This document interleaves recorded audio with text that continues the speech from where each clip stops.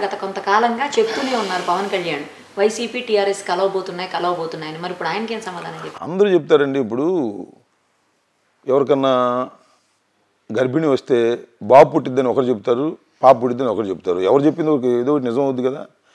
మరి చంద్రబాబు నాయుడు గారు మొన్న చెప్తున్నారు కదా, మా మధ్యన చెప్పాడు, ఇప్పుడు ఆపేశాడు. ఎందుకు ఆపేశాడు నాకు తెలియదు. పవన్ కళ్యాణ్, జగన్, మోడీ ముగ్గురు కలిసిపోతున్నారు, నా మీదకి వస్తున్నారని చెప్పారు లేదా? మరి చెప్పినప్పుడు వీళ్ళిద్దరు కలిసిపోయారని చెప్తున్నాడు. ఇప్పుడు కేసీఆర్ కూడా కలిసిపోతాడు. మొన్నదా కేసీఆర్ కలుస్తాడని చెప్పలేదు, ఎందుకంటే ఆయన కలవాలని ప్రయత్నం చేశాడు. ఇవన్నీ సహజంగా చెప్తూ ఉంటారు. చెప్పినప్పుడు కొన్ని నిజాలు అవుతాయి, కొన్ని అబద్ధాలు అవుతాయి, ఊహకు సంబంధించినటువంటి అంశాలు. మేము దీనిలో చాలా స్పష్టంగా చెప్తున్నాం, మేము ఎవరితోనూ కలిసి పోటీ చేసే ప్రశ్న లేదు టిల్ నౌ. కాకపోతే జాతీయ రాజకీయాల్లో మా పాత్ర ఏమిటి అనే దాని మీద మేము ఆలోచన చేస్తున్నాం, చర్చిస్తున్నాం. మా పాత్రని గణనీయంగా పెంచుకోవడానికి రాష్ట్ర ప్రయోజనాల దృష్ట్యా మేము ప్రయత్నం చేస్తాం. ఆ క్రమంలో అనేక మందితో చర్చిస్తాం, దానిలో తప్పే ఉంది. నిర్ణయాలు వెలువరిస్తాం. తర్వాత చర్చ చేయటమే తప్పు, ఇంటికి రావడమే తప్పు, కొంప కొల్లేరైపోయింది, గందరగోళం అయిపోయిందని ఊరికి పిచ్చి పిచ్చి మాటలు మాట్లాడి చంద్రబాబు నాయుడు గారు కూడా మన చూడండి, రేపు ఎల్లుండి ఇవాళ మరి వచ్చాడు రాదు, రేపు ఎల్లుండి టీవీలోకి వస్తాడు, 2 గంటలు తింటాడు జనాన్ని. చెప్పిందే చెప్పి కన్ఫ్యూజ్ చేసేస్తాడు.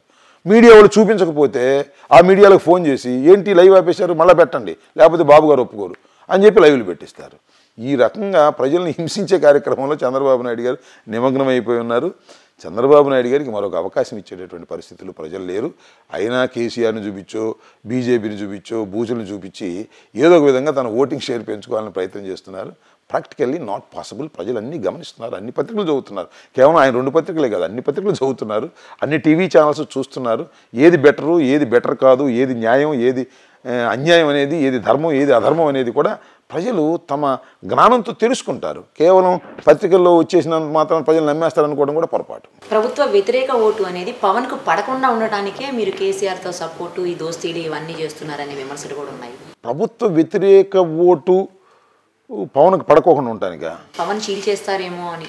ఇప్పుడు దాన్ని ఎవరు ఏం చెప్పలేరండి. ప్రభుత్వ వ్యతిరేక ఓటుని పవన్ కళ్యాణ్కి వేస్తారా? ఎందుకు వేస్తారు? ప్రభుత్వ వ్యతిరేక ఓటు ప్రభుత్వం పోవాలి అనుకుంటే అది జగన్మోహన్ రెడ్డి గారికి వేస్తారనేది చాలా స్పష్టంగా ఎవరికైనా అర్థమవుతుంది. ఒకటే ఈజీగా మనం గమనించాల్సింది ఏంటంటే నిరుపమ గారు, ఇంతకుముందు పవన్ కళ్యాణ్ చంద్రబాబు నాయుడు గారిని ముఖ్యమంత్రి చేయడానికి ప్రయత్నం చేశాడు, సక్సెస్ అయ్యాడు. పవన్ కళ్యాణ్ గారి వల్లనే ఒక సెక్టర్ ఆఫ్ ది పీపుల్ ఓట్లు తెలుగుదేశానికి పడ్డాయి.